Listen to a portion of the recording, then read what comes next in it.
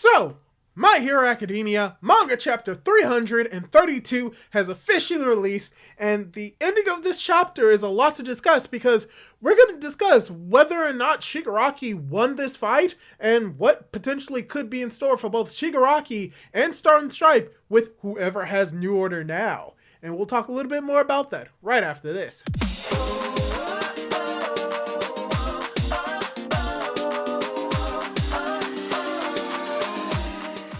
Hey guys, how's it going? It is your boy, Manga Man Drew, and I'm here to do my manga discussion for My Hero Academia Manga Chapter 332. And there was a fair amount that happened in this chapter. We got the conclusion to the fight between Shigaraki and Star and Stripe. We got a lot of characterization for Star and Stripe, aka Cassie. We got to see a lot of action, and more importantly, we potentially got to see Shigaraki take New Order from Star and Stripe. So in this video, that is what we're going to be talking about, whether or not Shigaraki has New Order and the potentials and the possibilities that come from it. I will also dive into some differences between the official and unofficial translations as well, but overall, there was not that many major differences that changes the flow of the story drastically. So with this little introduction out the way, let's get right into it. For starters, I want to talk about the slight differences between the official and unofficial translations, and one of the small differences comes from the translations of when it comes to the intercontinental missiles, because in the unofficial translations, you have this one line where they say that they are incoming, and how when it comes to Star and Stripe, how she's planning on touching the hypersonic ballistics. But in the official translations, it is referred to that she's going to be touching the hypersonic powder kegs. And if you actually look up what a powder keg is, you'll get this image of a barrel. And most likely what this is just a barrel filled with gunpowder, implying that these missiles are most definitely not nukes, but just very powerful missiles with a lot more gunpowder or explosive yield than probably a normal bomb. Basically, they're just flying bombs that can travel over long distances. So yeah, this kind of helps with the idea for how Shigaraki was able to survive that explosion. Primarily the fact that if they were actual nukes, there's no way that Shigaraki could have survived that. And what we saw later on, the fact that they are some form of ballistic, some form of gunpowder, and it just makes a little bit more sense for how Shigaraki was able to survive that explosion, along with the fact that he was able to decay himself underground. And I know I saw someone that is complaining about whether or not Shigaraki could actually survive it, to which I would say it is a possibility. It's very possible that he could have used his decay to dig extremely deep on the ground to the point where the explosion would not have affected him as much, but the fire definitely could have. So I don't see that really as a big deal. And another difference comes from later on in the chapter, where after the Tiamat missiles are caught by this giant figure of Star and Stripe, when she gives Tiamat a new order, the orders are slightly different. In the official translation, it's Tiamat will be redirected, while in the unofficial translation, it is Tiamat will rotate around. That is not a big difference for what actually happens, but a slight difference comes from her inner monologue when she touches it. Because in the unofficial translation, she says that before my arms blow off, in reference to the Tiamat missiles, that with just even a finger, as long as she sets a rule where it just stops off there in the unofficial translations. But in the official translations, we get a little bit more clarity on what she means by that statement, by her saying in the official translations that now before these things rip off my arm at the elbow, as long as the rule applies to even a single missile.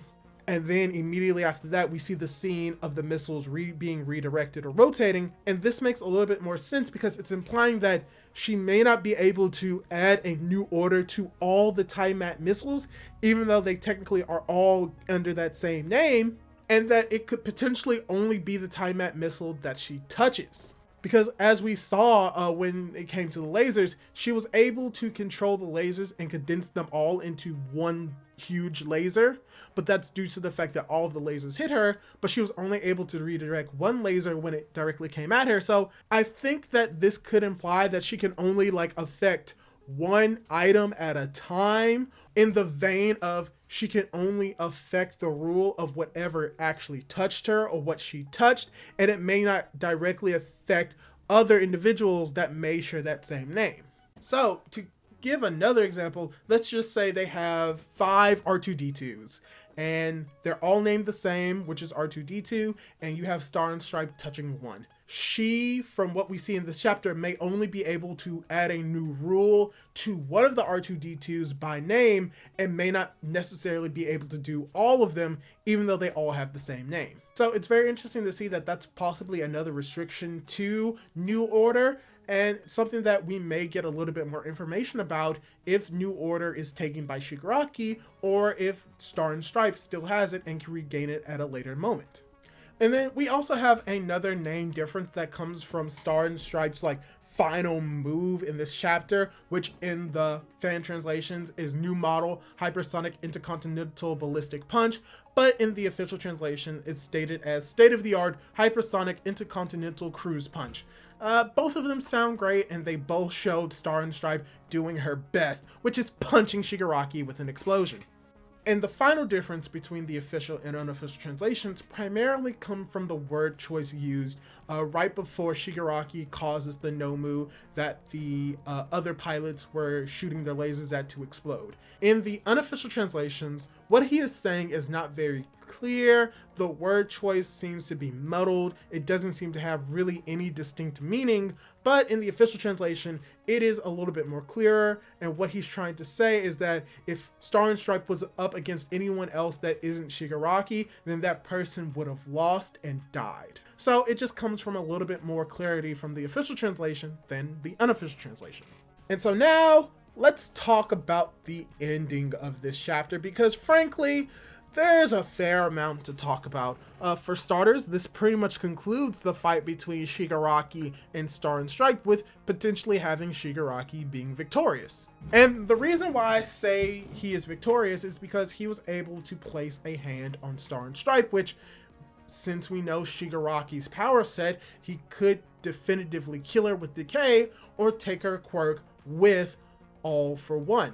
So there are around 3 options that you can pull from the fact that Shigaraki is touching Star and Stripe's face right now. The first option is that he is about to steal her New Order quirk. The second is that he's about to kill her with Decay. Or the third is that this is a part of Star and Stripe's plan, and that she has a way to prevent Shigaraki from getting her quirk while still being able to survive. So let's start with the latter point, which could be that Star and Stripe did something to her quirk to prevent Shigaraki from getting it. And many people would say that, oh, she made her quirk unable to be stolen, or she made her quirk, if it is stolen, that it won't work, or that she erased New Order as a quirk from herself so that Shigaraki can't have it, which are all valid ways to get around it, but there's still one flaw with all of that.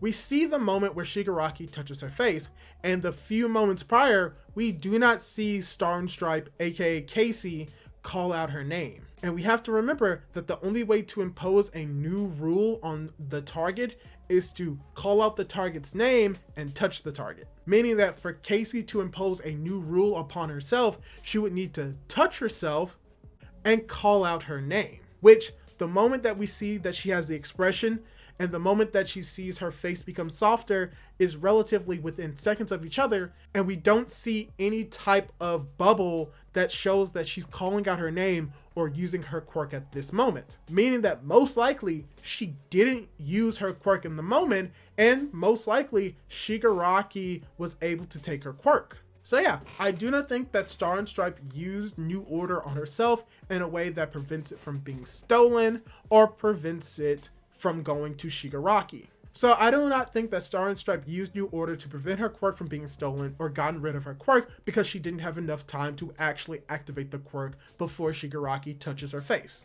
And now let's go with the idea that Shigaraki is possibly going to use Decay on her, which I think is also very unlikely, mainly due to the fact that potentially the person that is taking over Shigaraki's body right now is more All for One than Shigaraki, meaning that All for One would most likely never actively use Decay on an individual if that individual has a quirk that he wants, which in this case is New Order, and All for One wants that. So it's very unlikely that Shigaraki will decay her at this moment, and most likely he's going to steal her quirk before he decides to kill her. So this ties into the first and most likely option for what Shigaraki is doing with his hand right now, which is that he's stealing New Order from Star and Stripe. Because as we've seen throughout this entire fight, this fight pretty much hinges on the idea that they're playing hot potato, and it's going to be whoever touches the individual first will get the win. But as we've seen, when Star and Stripe touches Shigaraki, anything that she does against him doesn't become as effective, or Shigaraki has found a way around it. When in the case of Shigaraki, if he only touches her once, that's it, because he can use All for One to steal her quirk, and from what we're seeing, that's probably what he does. So now the question isn't whether or not he stole New Order, the question is whether or not Star and Stripe is going to get out of this situation alive. And I will talk a little bit more about how New Order may not be as broken as people are thinking, but let's focus on what's going to happen with Casey after she loses New Order, and I think that there are two possibilities. One possibility is that she dies, which would be sad, but the second option that I'm really rooting for is that she somehow survives with the help of the pilots. Because throughout this entire story, this entire fight, we've seen how much Casey cares for the pilots and how much the pilots respect her. And the implication in this chapter is that the pilots that are working under her are the same comrades that she worked with and worked together with when she was in the military, when she was going through this boot camp when she was younger. And because Star and Stripe said that if we're gonna die here, they're all gonna die or they're all going to survive, it means that either all of these pilots are gonna die or try to fight Shigaraki and they're all gonna perish, or they are going to try and rescue Star and Stripe and bring them over to Japan. So I think the most likely situation is that Shigaraki is going to steal New Order from Star and Stripe, and before he's able to kill her, the pilots are going to come in with the lasers. Maybe some of them are going to survive, but at least one of the pilots is going to carry Star and Stripe to the mainland of Japan while the other pilots stay and fight to protect Star and Stripe, because they respect her and they respect the decision that she gave up her quirk for their lives, so they're not going to allow her sacrifice to be in vain and still try to fight and kill Shigaraki where they may fail. But you'll have the one pilot that's going to fly Star and Stripe to Japan, where she's going to meet up with Endeavor. They're going to discuss what has happened and how to potentially deal with Shigaraki at a later time. So yeah, that's what I think is going to happen when it comes to Star and Stripe. I think she's going to survive, she's going to get her quirk stolen, and then you're going to have Shigaraki with New Order and most likely use it to kill some of the pilots except one, which is going to escape and bring Star and Stripe, aka Casey, to Japan. So yeah, now let's talk about Shigaraki and New Order and whether or not this makes Shigaraki obscenely powerful, and sort of. Because here's the thing, from what we learned with Star and Stripe's quirk New Order, which is now going to be Shigaraki's New Order, there are certain requirements that must be met for it to work. For instance, Shigaraki must have a sense of self to use it on another individual or to use it on himself, which is something that he can't really do right now because, you know, he's an amalgamation of All for One, Shigaraki, and Tenko. So the idea that he's going to use New Order on himself may not necessarily be the case, where he won't be able to put New Order on himself and create a new rule that allows for him to take One for All. But what he's most likely going to use New Order to do is use it to touch Deku and add a new rule to Deku or to One for All, so that it could always be stolen by All for One, or that it can be stolen.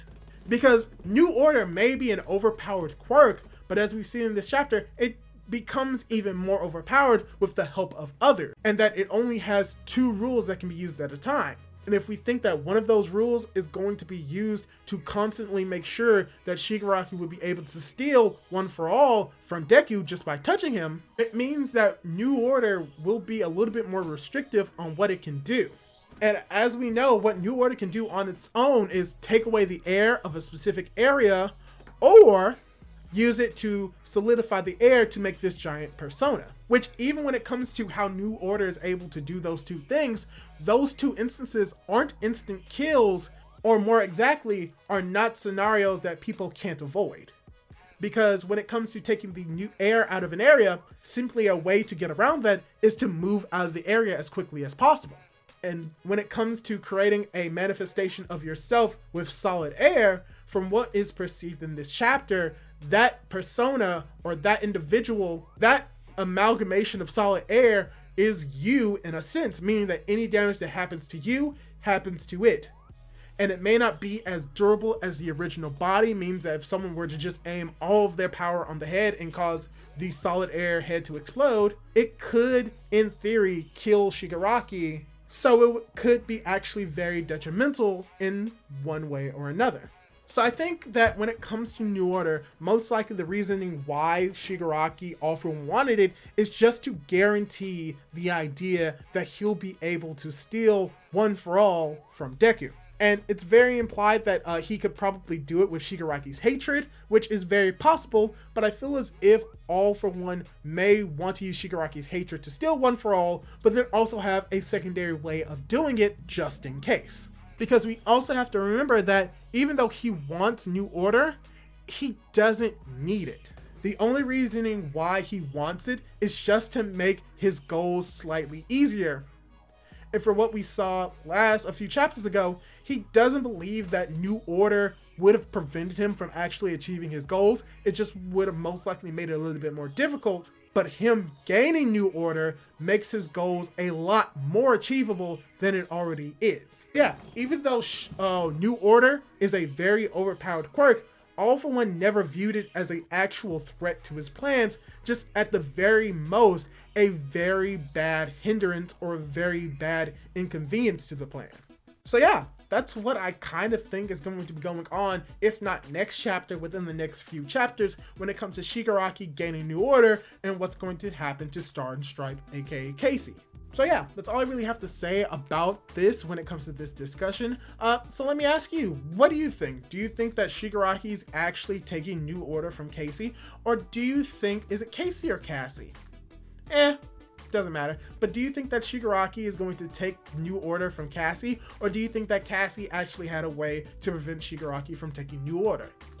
Leave your thoughts down in the comments down below. Leave a like on the video if you liked it. Subscribe to my YouTube channel for more content like this. And don't forget to hit that notification button to be notified for whenever I upload more content like this. Do all that cool jazz. And hopefully I'll be able to catch you in my next video. Goodbye.